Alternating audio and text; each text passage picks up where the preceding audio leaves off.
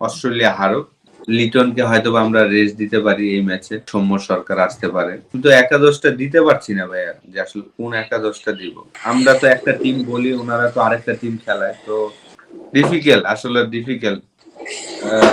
কি টিম, আমরা তো একটা টিম বলি, ওনারা তো আরেকটা টিম খেলায়, তো সেই জায়গায় আজকের ম্যাচে ডিপেন্ড করে, যদি অস্ট্রেলিয়া ম্যাচ জিতে যায়, যদি অস্ট্রেলিয়া জিতে যায় তাহলে আমার মনে হয় আমাদের এক ধরনের টিম হয়তোবা হবে, বিশেষ করে বাইরে যারা ছিলেন, কারা কারা খেলেনি, হয়তোবা তারা হয়তোবা সুযোগ পেতে পারেন। হয়তোবা সৌম্য সরকার খেলেনি, শরীফুল খেলেনি, আরেকটা কে আছে আমাদের, তানভীর ছিল, তানভীর যদিও একটা ম্যাচ খেলেছেন, হ্যাঁ। তো তানভীর, শরীফুল, সৌম্য সরকার, তিনজন। আর আরেকজন ছিল, আরেকজনকে, ও লাস্ট ম্যাচে তাসকিন, হ্যাঁ, চারজন বাইরে ছিল লাস্ট ম্যাচে। তো যে চারজন বাইরে ছিল, হয়তোবা আমরা আফগানিস্তানের সাথে ম্যাচে, যেহেতু আপনার আফগানিস্তানের দুই ওপেনার লেফট হ্যান্ডি, সেই জায়গায় আমরা হয়তোবা তানভীরকে আনতে পারি, উইকেট যদি স্লো উইকেট হয়ে থাকে সেই জায়গায় আমরা তানভীরকে নিয়ে আসতে পারি নতুন বলে বল করানোর জন্য। নতুন বলে বল করার জন্য যদি আমরা তানভীরকে আনি, সেই জায়গায় রিশাদ আছে, তো একটা বলার তো রিশাদ তো থাকবেনই, চমৎকার ফর্মে আছেন। পেস বোলার হিসাবে আমি শরীফুলকে আসলে দলে চাই আজকের ম্যাচে। শরীফুল টোটালি আনলাকি একটা প্লেয়ার, যে 5 ম্যাচ আগেও সে 1 নাম্বার বোলার ছিল, ইনজুরিতে পড়ে যাওয়ার পরে তাকে আমরা ওয়ার্ল্ড কাপে খেলানোর সুযোগই পাইনি। তানজিম সাকিব এতটা অসাধারণ পারফরমেন্স করেছে এবং ম্যানেজমেন্ট চিন্তাও করতে পারেনি যে না আমরা 4টা পেস বোলার নিয়ে যাব, বেস্ট বোলিং অপশন নিয়ে যাব, সেটা তারা চিন্তা করেনি। তো মূল একাদশটা আসলে কি হবে? তানজিম তামিম তো আবার লাস্ট ম্যাচে 29 রান করেছে 31 বলে, তো সে তো থাকবেই হয়তোবা, তানজিম তামিম থাকবে। লিটনকে হয়তোবা আমরা রেস্ট দিতে পারি এই ম্যাচে, লিটনকে রেস্ট দিয়ে হয়তোবা সৌম্য সরকার আসতে পারে। লিটন, তানজিম তামিম, সৌম্য সরকার, তৌহিদ হৃদয়কে আমি আসলে এই ম্যাচে আমরা একটা একটা জিনিস করতে পারি, আমার কাছে মনে হয় বাংলাদেশ টিম একটা জিনিস করতে পারে ফিউচার দেখার জন্য, তৌহিদ হৃদয়কে নাম্বার 3-তে দেখতে পারে, কারণ সে বিপিএল এ এই পজিশনটা খুব চমৎকার ক্রিকেট খেলেছেন।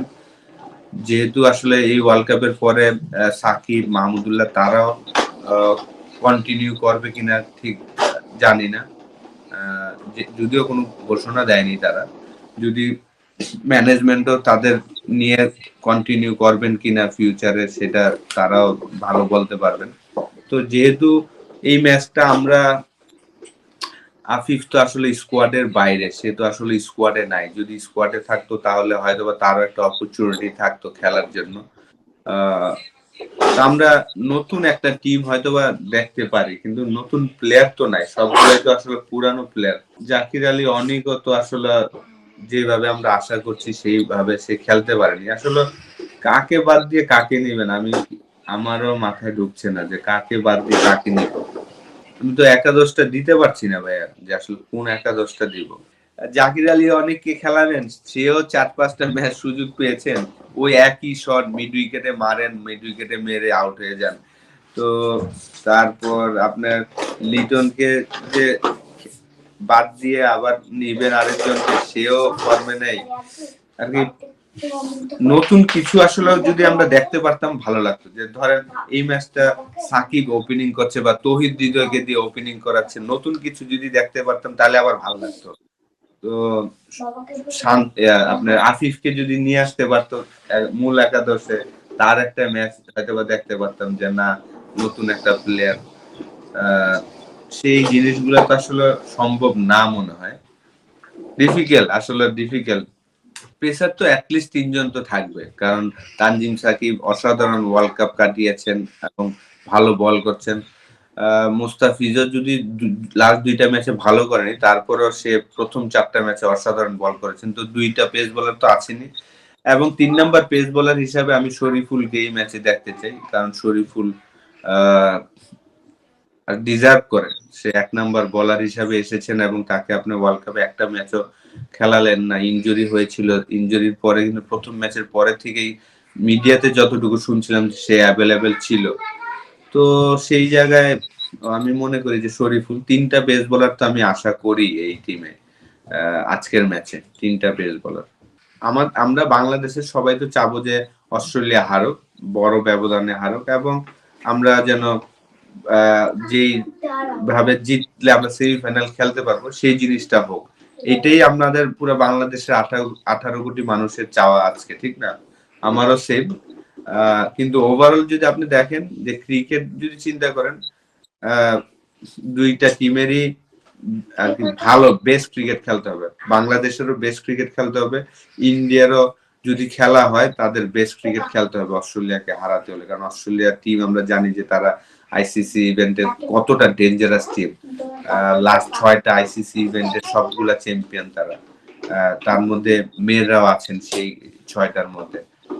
তো আমি মনে করি যে আমাদের সবারই চাওয়া যেন আমরা ম্যাচটা জিতি এবং ম্যাচ জিতে যেন সেমিফাইনাল যাই, অস্ট্রেলিয়া হারুক এটা আমরা চাই।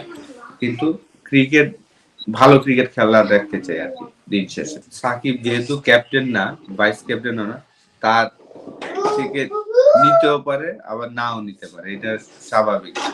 ক্যাপ্টেন, ভাইস ক্যাপ্টেন, কোচ তাদের প্ল্যান থাকতে পারে একরকম। আবার অনেক সময় আপনি নিতেও পারেন যে ভাই যেহেতু সে এক্স ক্যাপ্টেন এবং মোর সিনিয়র প্লেয়ার, তার সাথে হয়তো ডিসকাস করতেও পারে। তো যেহেতু সবাই মিলে ডিসিশনটা নেয়। দেখেন আসলে ইন্ডিয়ার সাথে বাংলাদেশ যে চিন্তাটা করেছে আমার কাছে মনে হয় যে তারা হয়তো আগে বোলিং করে যদি তাদেরকে 140, ওই যে আমাদের খেলাটা জানি যে আমরা 140 150-এ রাখতে পারলে আমরা তাদের হয়তোবা ওই ম্যাচটা জিততে পারবো। ওই প্ল্যান করেই তারা হয়তোবা চিন্তা করেছেন যে না আমরা আগে বল করে তাদের যদি কম করতে পারি, কারণ আমরা ব্যাটিং এ তো ভালো ফর্মে নাই। তো আমরা যদি 140-50 করি তাহলে হয়তোবা তারা ইজিলি উইন করে ফেলবে। ওইসব চিন্তা থেকে করেছেন। কিন্তু আপনি যখন বোলিং স্ট্রং, আপনার ব্যাটিং আপনি স্ট্রেংথ না, তো আমি ব্যক্তিগতভাবে মনে করি যে এই জায়গায় আপনি ডেফিনেটলি ব্যাটিং আগে করে 140, যেমন আজকের খেলায়ও আফগানিস্তানের সাথে যদি আপনি আগে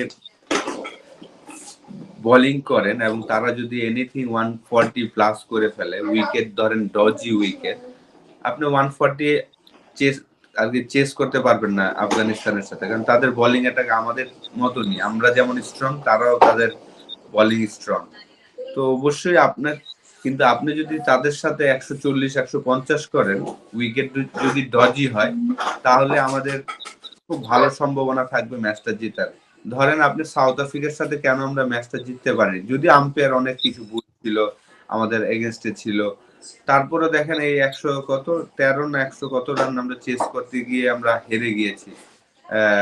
কারণ কি, সাউথ আফ্রিকার বোলিং অ্যাটাকটা আমাদের থেকেও বেটার ছিল ওই দিনে বা পুরো টুর্নামেন্টে যদি চিন্তা করি, সাউথ আফ্রিকার বোলিং অ্যাটাক কিন্তু আসলেও ভালো। তো ভালো বোলিং এর এগেনস্টে ভালো টিম যদি আপনার সাথে 100 করে, তাহলে আপনাকে বুঝতে হবে যে আপনার জন্য কঠিন হবে 100 রান করাটা। তো ইন্ডিয়ার সাথে আমার মনে হয় যে আমাদের ওভারঅল হয়তো ম্যানেজমেন্ট চিন্তা করেছে যে আমরা আগে বল করে তাদের 140-50-এ রাখলে আমরা এই রানটা ডিফেন্ড উইন করে ফেলবো। কিন্তু এটা অত সহজ হতো না, কঠিন হবে এটা আপনার বুঝতে হবে, কারণ তাদের বোলিং অ্যাটাকও, ইন্ডিয়ার বোলিং অ্যাটাকও কিন্তু অনেক ভালো।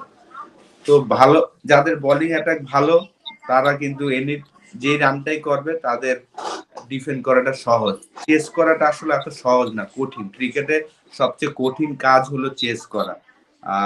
তো সেই জায়গায় বাংলাদেশ ইন্ডিয়ার সাথে চেস করতে চেয়েছেন, এটা আসলে টোটালি রং ডিসিশন ছিল। এখন আমরা বলতেই পারি যেহেতু তারা করতে পারেনি।